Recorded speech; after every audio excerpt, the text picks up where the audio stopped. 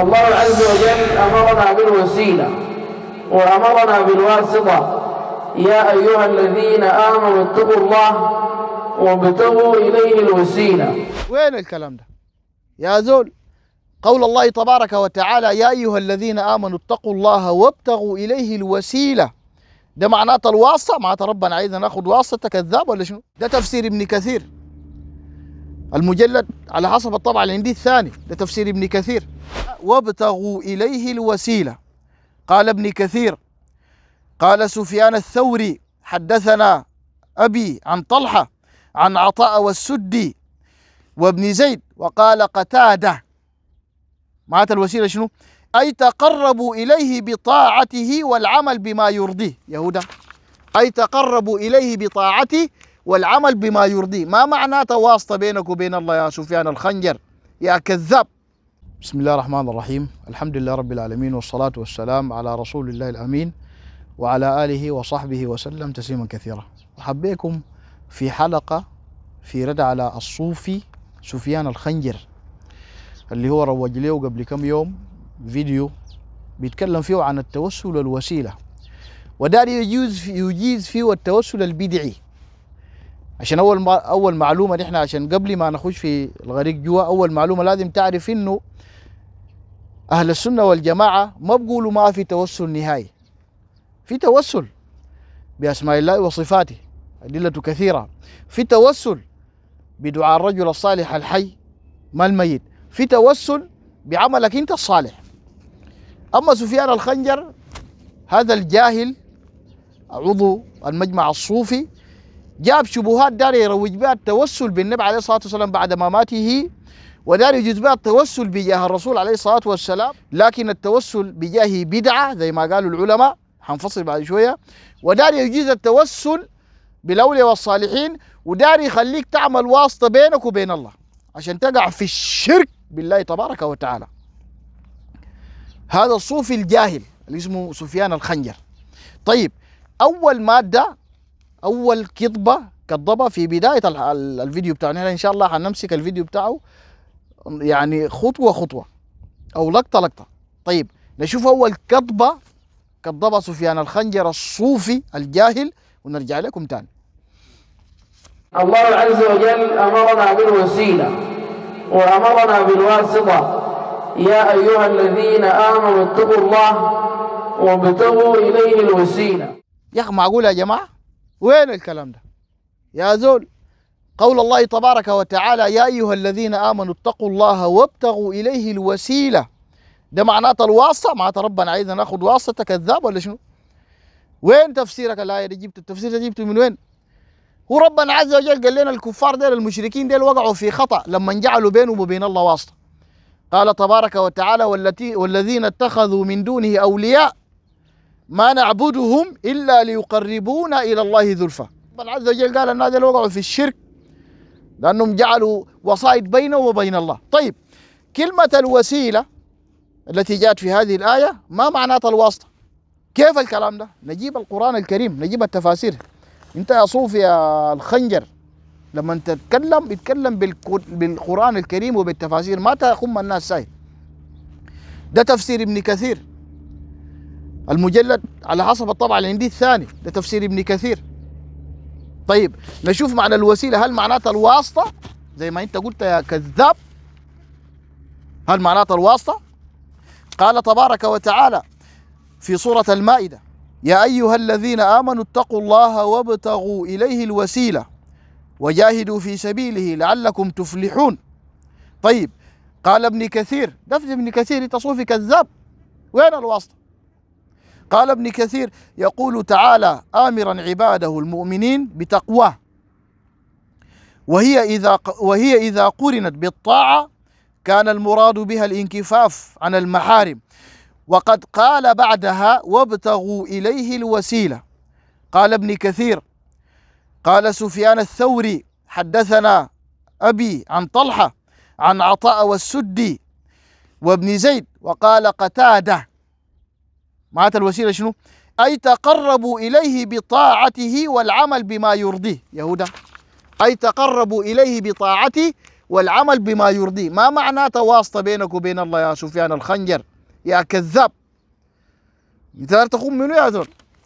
الا تخش الصوفيه، لكن تخش الناس المسلمين الموحدين ما بتخشهم. قال ربنا امرنا انه نعمل واسطه، يا ايها الذين امنوا اتقوا الله وابتغوا اليه الوسيله. هوي اوعك تكذب. طيب، قال ابن كثير اي تقربوا اليه بطاعته والعمل بما يرضيه. وقرأ ابن زيد قال وهذا الذي، وقرأ ابن زيد اولئك يدعون يبتغون الى ربهم الوسيله. قال وهذا الذي قاله هؤلاء الائمه، يعني المفسرين قبل، انه الوسيله هي التقرب اليه بطاعته والعمل بما يرضيه. قال وهذا الذي قاله هؤلاء الائمه لا خلاف بين المفسرين فيه، ما في خلاف بين المفسرين في تفسير الوسيله، انها القربة الى الله تبارك وتعالى مش الواسطه. في فرق بين الواسطه وفي فرق بين الوسيله، لا خلاف بين المفسرين فيه. ما معنات الوسيله؟ معناتها قوله تبارك وتعالى يا ايها الذين امنوا اتقوا الله وابتغوا اليه الوسيله، العمل بما يرضيه، تقربوا الى الله تبارك وتعالى بالطاعه.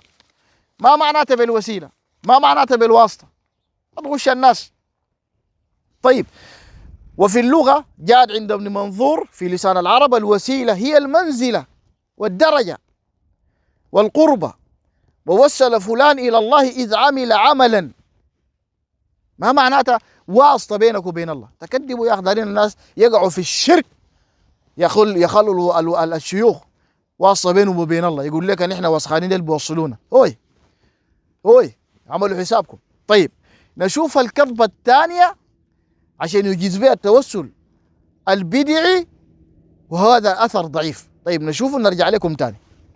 ومما يعضد ذلك ما ذكره الحافظ ابن كثير في تفسيره بأن العتبي قال كنت عند قبر رسول الله فجاء أعرابي وقال يا رسول الله وعينا عن الله وكان فيما أنزل عليك ولو أنهم يظلموا أنفسهم جاءوك وقد جئتك مستغفرا من ذنبي مستشفعا بك إلى ربي.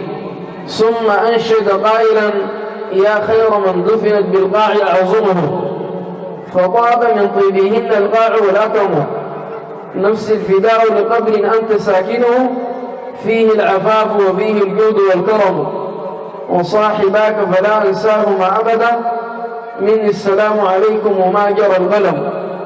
قال فانطلق الأعرابي قال العتبي فنمت فرأيت النبي فقال لي يا عتبي الحق الأعرابي وبشره بأن الله قد غفر له. الله عز وجل غفر له لأنه جعل بينه وبين الله عز وجل الواسطة، وجعل بينه وبين الله عز وجل الوسيلة، وأعظم وسيلة هي رسول الله صلى الله عليه وسلم. طيب، كل الصوفية غير هذا المدعو سفيان الخنجر الجاهل بيستدل قصة العتبي التي ذكرها ابن كثير في الآية من سورة النساء ولو أنهم إذ ظلموا أنفسهم جاءوك فاستغفروا الله فاستغفروا إلى آخر الآيات. ابن كثير أورد قصة هنا. أول شيء العلماء قالوا من غير إسناد أن العتبي كان في قبر النبي عليه الصلاة والسلام لحد ما شافوا كذا وحصل. طيب، هذه القصة خلاصة العلماء قالوا إسنادها مظلم، ظلمات بعضها فوق بعض.